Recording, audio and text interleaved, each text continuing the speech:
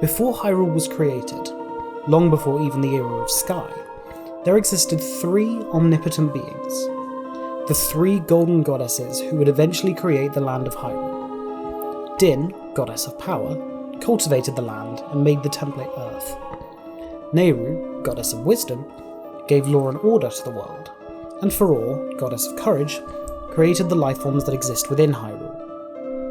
After creating this world, they disappeared from history, never to be seen again, at least thus far.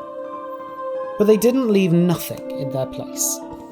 They left behind a powerful Triforce, a relic which could grant the wishes of those who had a balance of all three goddesses' elements: power, wisdom, and courage. They also left a fourth goddess, the goddess Hylia, who would watch over the world they created eternally. We never really get to see the Golden Goddess's power in the series outside of the cutscene from Ocarina of Time, which tells us of the creation of Earth. The only other times we do is in the Wind Waker, where the goddesses flood the land of Hyrule twice in order to stop Ganondorf once and for all, as well as when the hero of Sky uses the Triforce to move the Isle of the Goddess to the surface from where it rested in Skyloft.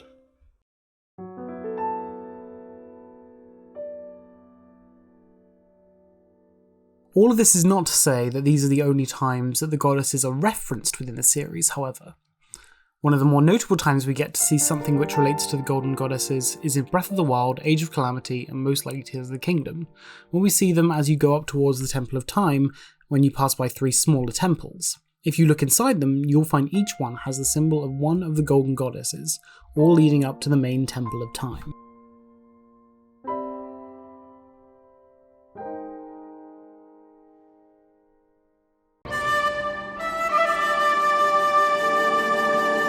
However, a far more well-known reference comes from Skyward Sword. Back in the era of the sky, Hylia was not alone in watching over the earth. Three dragons preside over the world, one watching each of the three provinces: Faron, Eldin, and Lanayru. These dragons' names come from the names of the Golden Goddesses, and their purpose in Skyward Sword is to teach the player, the first incarnation of the chosen hero, the Song of the Hero, and also to make the player go through the worst parts of Skyward Sword by a country mile. Seriously, who thought, yes, we should have the players collect the notes of the song as little tadpoles while underwater with the awful motion controls. I genuinely wanted to stop playing for a while after this sequence because of just how irritating it was. However, I digress. The dragons, despite their importance to the game, don't really do much other than Lanayru, who serves as the location of the boss rush mode when you talk to him. In Twilight Princess, you can find the Eldin, Lanayru, and Faron regions. Obviously, these share their names with the dragons from Skyward Sword, and were named once again after the three Golden Goddesses. There's not really much to say here, as the light spirits don't seem to connect to the main point of this video whatsoever.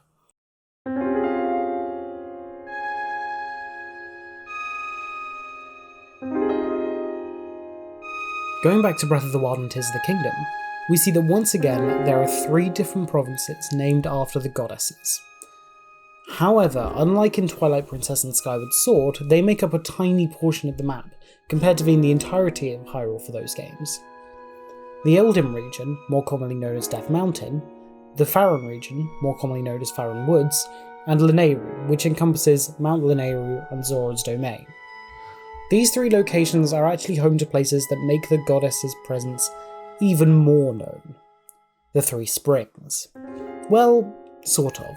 Technically, the Spring of Power is actually in the Akala region, which is at the foot of Death Mountain, and the Spring of Courage is in the Lake region, but is actually closer to Faron Tower and in the jungle part of the section. But Mount Lanayru is definitely home to the Spring of Wisdom. Actually, moving on to the topic of the video now.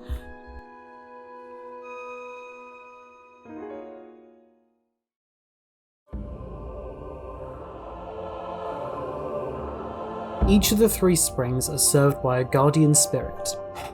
The Spring of Power is served by Dinral, a flaming dragon which peruses Death Mountain and the Tanagar Canyon.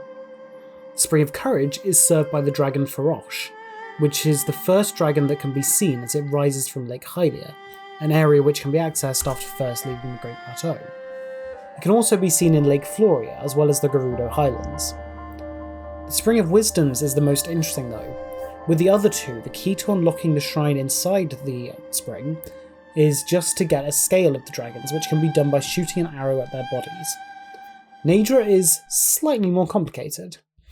As you ascend Mount Lanayru, you begin to hear a distorted version of the dragon's theme, reminiscent of the Divine Beast battle music or the ruins of Hyrule Castletown. This already begins to put a bit of fear into the player, but then as you get to the top, you find Naydra, but it's not doing too great. It's been possessed by Ganon's malice, and to unlock the shrine you have to destroy the eyes of malice that plague it. It's honestly one of my favourite quests in the game, as when you shoot one of them, Naydra begins to move towards the peak of Mount Lanayru, and as you run to follow it, it moves directly above you, and it's just absolutely cinematically amazing. Anyway, as you can tell, Dinral, Naydra and Farosh's names are also all derived from the Golden Goddesses. However, they're different to the names seen in the Era of Sky for whatever reason. One attribute all of these dragons share is that when leaving Hyrule, they ascend to the cloud tops, with them creating a hole in the sky before going through it, not dissimilar to what the Hero of Skies did when dropping down to the surface from the skies. This led many to believe that we would see the dragons again in the sky portion of Tears of the Kingdom. In the February 2023 trailer, we actually see Naydra in the video, confirming this to be the case. However, in the September 2022 trailer, we actually see a gameplay screenshot. Well, actually, it was more released afterwards on the eShop. But in any case, we see a dragon. But if you look at its physical appearance, we can tell that it's not one of the three dragons that we've come to know from the first game. Now this is interesting. As we already didn't know much about these three dragons, introducing a fourth is strange. So what is this fourth dragon, and why does it matter so much?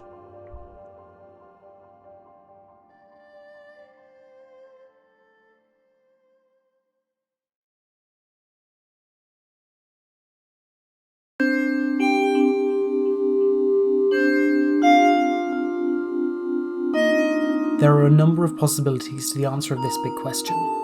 My first thought was that we may see a new spring in the sky, potentially unrelated to the Triforce imagery of the first three. Maybe a spring dedicated to the deity we see in the mural. If it is a new deity, it would certainly make sense, and I would love to see what they could do with it. If there is a new spring in this game, I would like to see whether all of the springs are given some more importance to the story. If you didn't know, two of the springs from Breath of the Wild are actually already pretty important, but not in that game. The Spring of Power and Spring of Courage actually both first appeared in an older Zelda game, Skyward Sword. After the first two dungeons, the Skyview Temple and Earth Temple, you come out into springs which are heavily implied to be the Spring of Power and Spring of Courage from Breath of the Wild. And you can clearly see some of this in the game. Ignoring the fact that they've switched provinces, you can clearly see that the waterfalls surrounding the Skyview Spring are the Spring of Power. Maybe this will be important to the story of the games, and after Link purifies his body in each of the three springs in Hyrule, similar to what Zelda did in Skyward Sword, he will gain access to a fourth spring in the skies, possibly leading to either one of the new shrines that we see across Hyrule in the skies, or maybe even a full dungeon.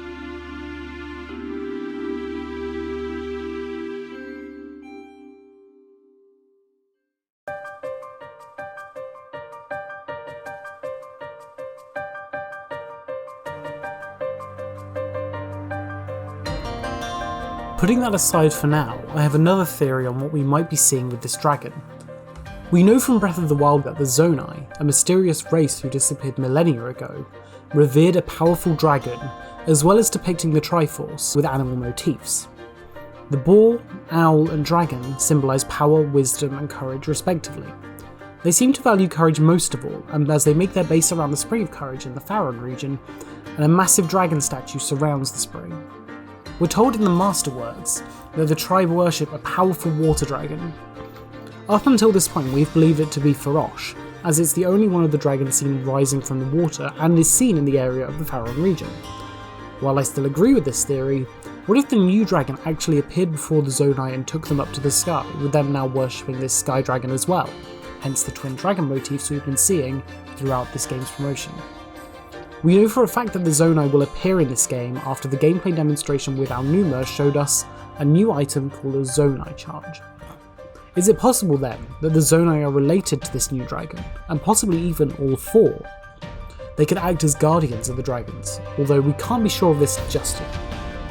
We do see that the Zonai dragon heads are going to factor into the game's fuse ability, as we've seen a Zonai flamethrower and some sort of energy cannon in 2 of the previous trailers.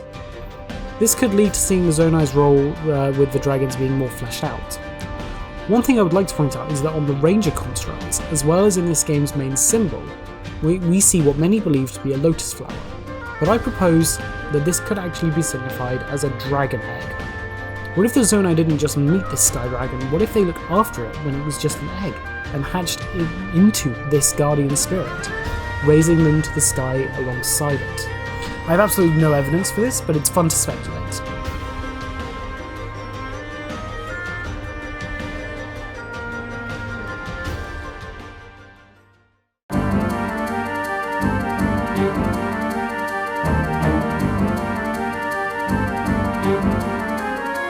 Neither of these theories do I personally believe. No, I believe that my next 2 theories are a lot stronger. First of all, I want to discuss Skyward Sword again. One thing I didn't tell you was that there are actually more dragons than the 3 I talked about before. 1 more in fact, and its similarities to what we're seeing in Tears of the Kingdom are very interesting. The dragon in question is Levias, and while he seems more like a Leviathan, and his bones even may be seen in Breath of the Wild, he completes the quartet with Eldin, Lanayru and Faron. Levias presides over the skies above Hyrule, near Skyloft and above the Cloud Barrier. Until Breath of the Wild, he's never seen outside of this area. Could this also be the case with these 4 dragons? Dimral is seen near the Eldin, Akala, Tabantha, Woodland and Hebra regions, as well as the Ridgeland region. Could these be the regions that's been assigned to watch in this Hyrule, similar to Eldin and Skyward Sword? The same can be seen with the other 2 dragons. Varosh is seen in the Lake, Faron and Gerudo regions, while also being close to the Great Plateau, Central Hyrule and the Wasteland regions. Naydra is seen in the Lanayru and Hateno regions, and near the Dueling Peaks regions. This covers all of the regions of Breath of the Wild's map, inferring that similar to Skyward Sword, where the dragons looked after 1/3 of the map each, these 3 could be doing the same. Perhaps therefore the new dragon, like Levias, looks after the area above the Cloud Barrier, looking after the sky. It also seems to be the most likely candidate for where the Zonai have been all this time, based on where the constructs are in the gameplay demonstration. This could imply that these dragons are the descendants of those original dragons from way back when in the era of Sky. It would be a really cool connection to make and would tie in quite nicely with all the Skyward Sword connections we've seen thus far.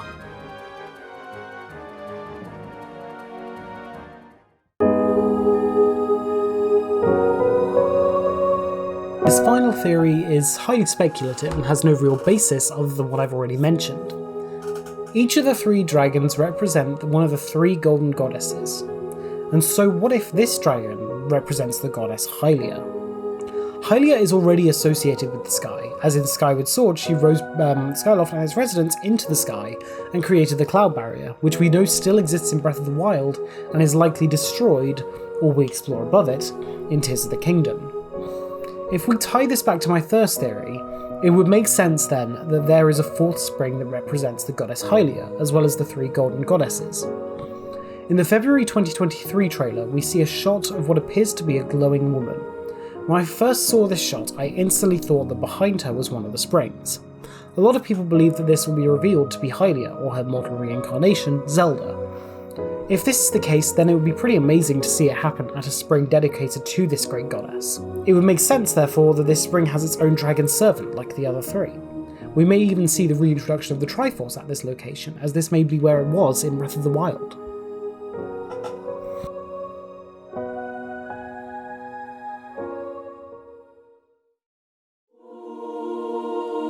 This theory is insane, I know, but I can't help wonder whether I'm onto something here. I think that this might be it, honestly. Unfortunately, I won't find out until late June after I'm done with my exams, but in the meantime, I'm quite happy to speculate. Personally, I think all of my theories have a good shot at being true, but personally I believe a combination of the final 2. That in some way the dragon will represent Hylia while also looking after the skies with the other 3 looking after Hyrule. Regardless, based on all the dragon imagery that we've seen in the promotional footage for Tears of the Kingdom, whether it's the Zonai dragon heads, the markings on the door, or even in the logo, we can tell that dragons are going to be important in this game. But if I'm being honest, I really don't know how or what this could all mean. I have a couple more theories and questions about Tears of the Kingdom for future videos, but I leave you on one single question. In one of the shots from the September 22 trailer, we see the Gerudo Highlands and can clearly see that the marking that told us to shoot a shock arrow is still there. Now firstly, I have to wonder if the shrine pedestal is still there, and if so, what would happen if I shot an arrow fused with an electric chew jelly, which I'm just realising now sounds like Pikachu jelly, at it. Maybe it would unlock one of the new shrines, who knows? If I show you this enhanced image I took, you can see that there's an indent where the pedestal would be. So maybe it, like the deactivated Guardian on top of the Hadno Ancient Tech Lab, will still be there. In any case, thank you all for watching, and I'll see you again soon, I'm sure.